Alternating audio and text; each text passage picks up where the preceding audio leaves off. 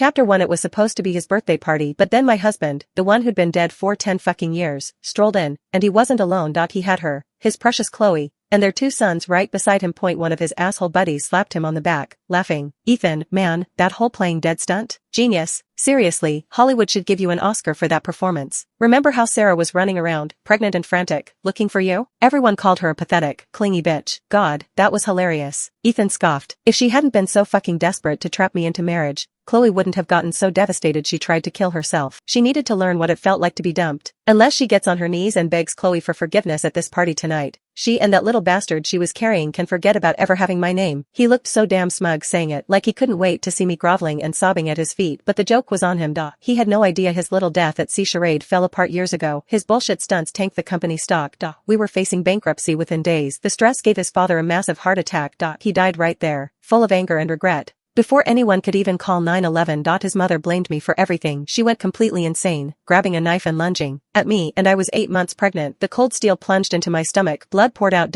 My baby died right there inside me. Just before the cops arrived, she threw herself off the balcony, smashed to pieces on the pavement below. They saved me, somehow, and then I married Arthur Ford, the man Ethan owed a fortune to. Our daughter, she's old enough to sass me back now. 1 inch. Ethan, man. You should have seen Sarah back then. She was a total wreck, crying and screaming in the streets like some psycho bitch who got dumped. Seriously, what a desperate loser. She deserved to be alone. Ethan sneered, thinking she could tie me down just because she got knocked up. She needs a reality check. How could someone like her ever compare to my Chloe? Just then, his eyes met mine across the room. He froze for a second, then he stormed towards me. Sarah, what the hell are you doing here? I disappeared for 10 years to get away from you. Why won't you fucking leave me alone? Get the hell out, now. This isn't the place for your drama. People around us started murmuring. Who is that? Getting yelled at like that and she's just standing there? I heard Mr. Ford is introducing his wife tonight. If this clingy psycho ruins it for them, she's gonna pay. Wow, she's got some nerve causing trouble at Mr. Ford's party. No wonder she got dumped. I stared straight at Ethan, my voice cold. You faked your death and vanished. I had our marriage legally dissolved years ago. You have no right to tell me what to do. Everyone knows you're obsessed with me, that you'd follow me to the ends of the earth. Ethan scoffed. You really think I'd buy that bullshit story about a divorce? The crowd started whispering about me again. Damn, this woman has no shame. After being humiliated like that, she's still here? Mr. Ford absolutely adores his wife. If Mrs. Ford gets upset because of this bitch tonight, he'll make her life hell. Hearing the whispers, Ethan's face twisted.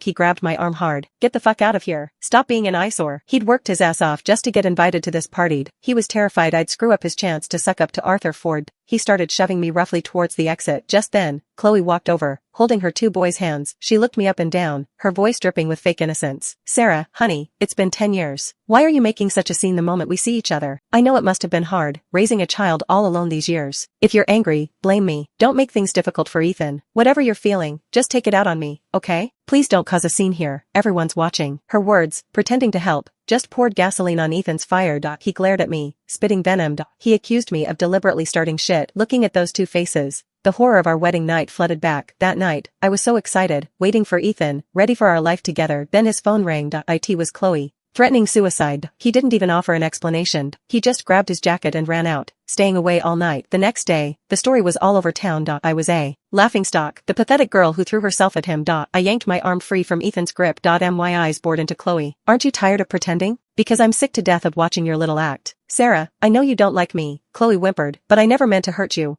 Before she could finish, Ethan pulled her behind him protectively. He glared at me. That's enough. I won't let you bully Chloe. I left back then to teach you a lesson. Looks like you haven't changed one bit. So let me make it crystal clear for you today. Chloe took care of me all these years, she suffered, and she gave me 2 sons. I'm bringing her home to live with me. You better learn your place from now on, or I'll throw you out on your ass immediately. Hearing him, I didn't know whether to laugh or rage. Ethan, I remarried years ago. Who you bring home has absolutely nothing to do with me. Ethan looked shocked for a second, but then he seemed to remember something, and that arrogant smirk returned. Remarried? Stop making shit up. You're just saying that because you're pissed I'm bringing Chloe home. Trying to make me jealous? You think I'm stupid enough to believe that? People around us started laughing out loud. Yeah, right. She remarried? Who the hell would want her? She's probably lost her mind from the shock. Talking complete nonsense. Just then, my daughter, Lily, ran up to me. She could tell I was upset. Her little face wrinkled with worry. Mommy, who are they? She asked in her small voice. Before I could answer, Chloe's 2 sons swaggered over. The older one shoved Lily hard. Lily fell, scraping her knee on the hard floor. Blood welled up, and she burst into tears. The younger boy stuck his chin out defiantly.